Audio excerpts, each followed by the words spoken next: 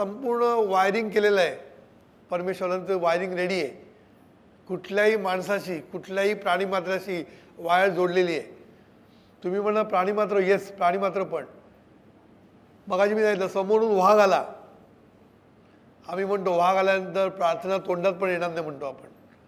पण तुम्ही जर मनापासून शुभचिंतन केलं वाघाचं किंवा प्रार्थना मनापासून म्हटली, आली पाहिजे ही गोष्ट वेगळी, घाबरून तुमच्या तोंडात येणारच नाही प्रार्थना ती गोष्ट वेगळी. पण जर तुम्ही प्रार्थना करू शकला तर वाघ आहे तसा निघून जाऊ शकतो. एवढी ताकद या विचारांमध्ये आहे. मग वाघानं जर आपण परतून लावू शकतं तर हे मनुष्यातले वाघाला काय कठीण आहे आपल्याला परतून लावायला. मनुष्यातल्या वाघाला पण सहज आपण परतून लावू शकतो. म्हणून आमच्या एका माणसाचं असं झालं होतं, त्याला एका अजगराने विळखा घातला होता. अजगराने, त्याला कळलंच नाही, कधी पायामध्ये तो आला आणि त्याने विळखा घातला. त्यांनी एवढं थंड थंड वाटायला लागलं, त्यांनी फक्त सद्गुरूंचा धावा केला आणि प्रार्थना म्हणायला लागली. त्याला हळूहळू त्या अजगराने विळखा सोडत सोडत निघून गेला. सांगायचा मुद्दा काय आहे की चैतन्य शक्ती इतकी जोडलेली आहे, कारण ती एकच आहे.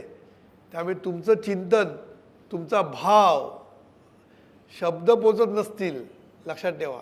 तुम्ही शिव्या दिलेले प्रत्येक शब्द त्याच्यापर्यंत पोचत नाहीत, पण तुम्ही दिलेल्या शिव्याचा भाव त्याच्यापर्यंत पोचतो.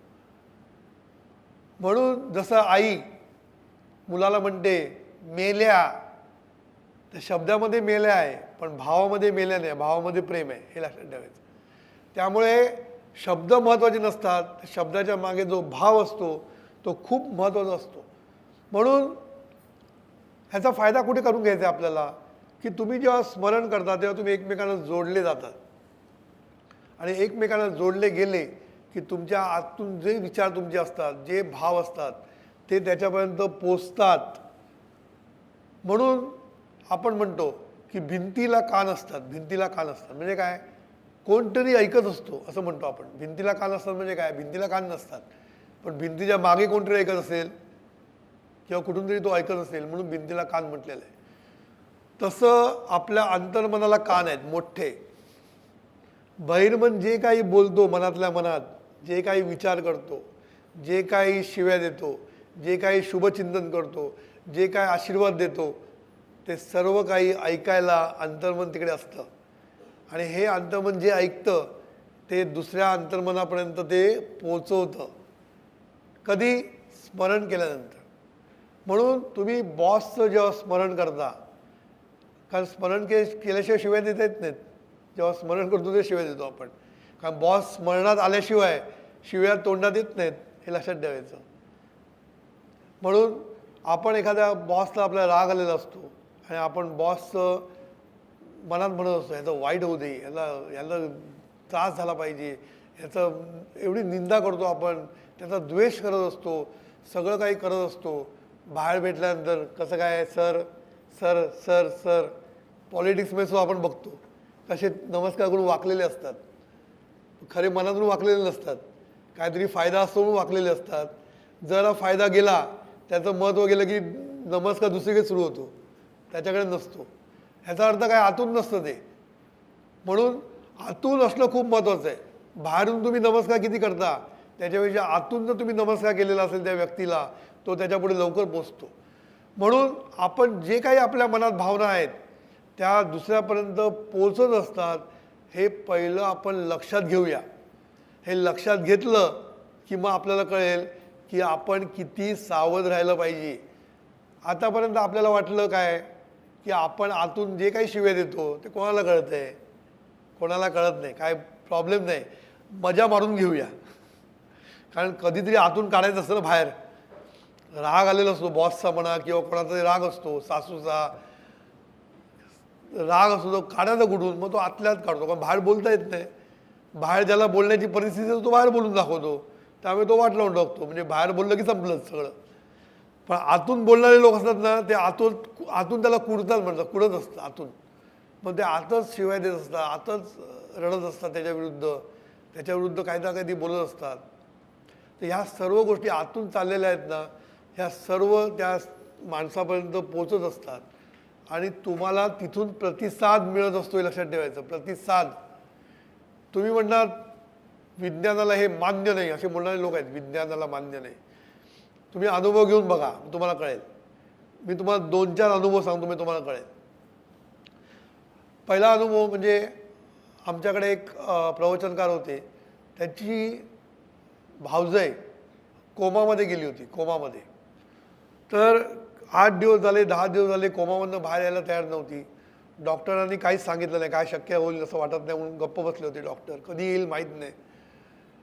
तर हे जे प्रवचनकार आमच्या वडिलांकडे आले आणि त्यांनी वडिलांना विचारलं, आता मी काय करू. तर वडिलांनी त्यांना सांगितलं की तू काय सांगितलं, नाही सॉरी, हे व्हिज्युअलायझेशनचं उदाहरण आहे.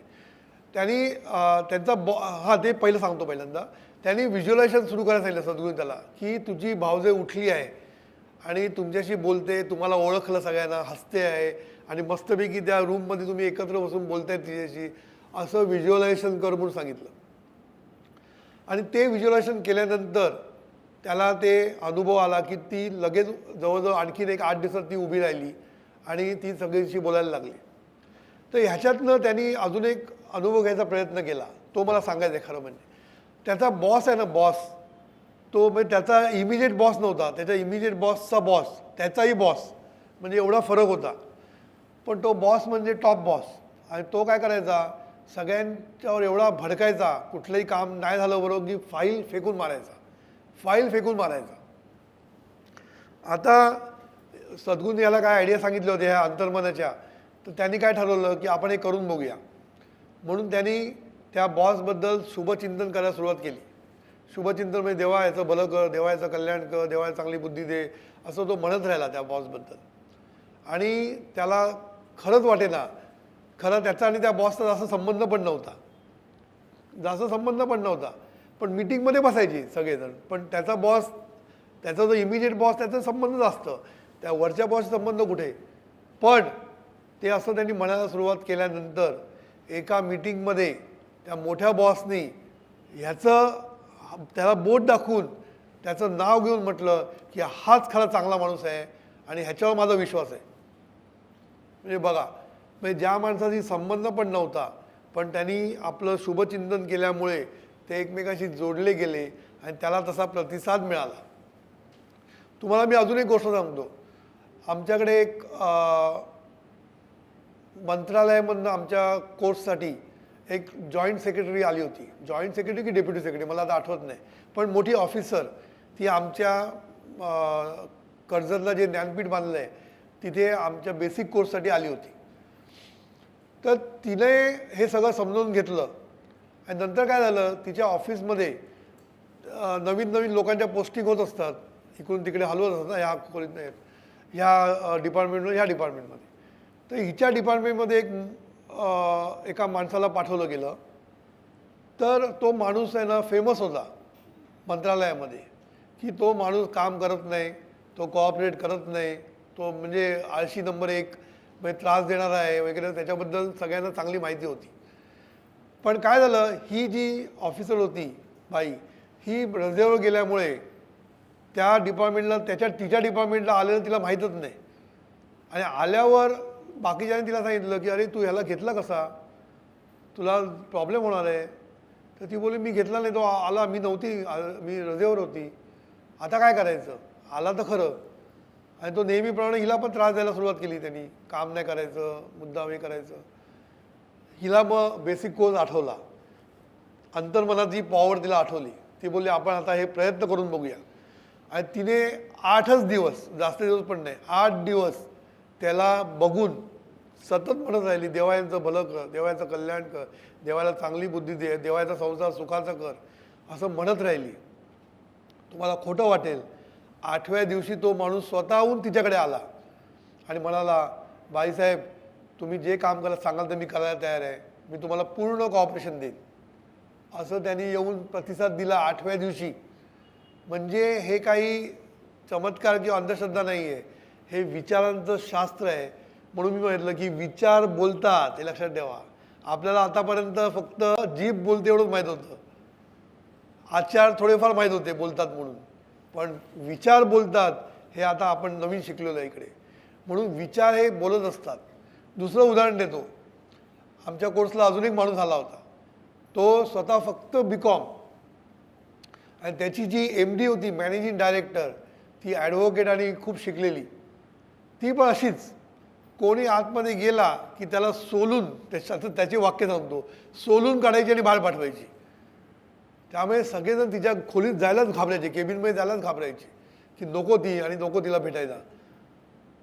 पण ह्याला जेव्हा कळलं हे काय केलं पाहिजे म्हणून, ह्यांनी जेव्हा तिचं शुभचिंतन सुरू केलं, तेव्हा काही दिवसांनी तेव्हा तिने बोलवलं आतमध्ये, तेव्हा हा हसत बाहेर आला, हसत.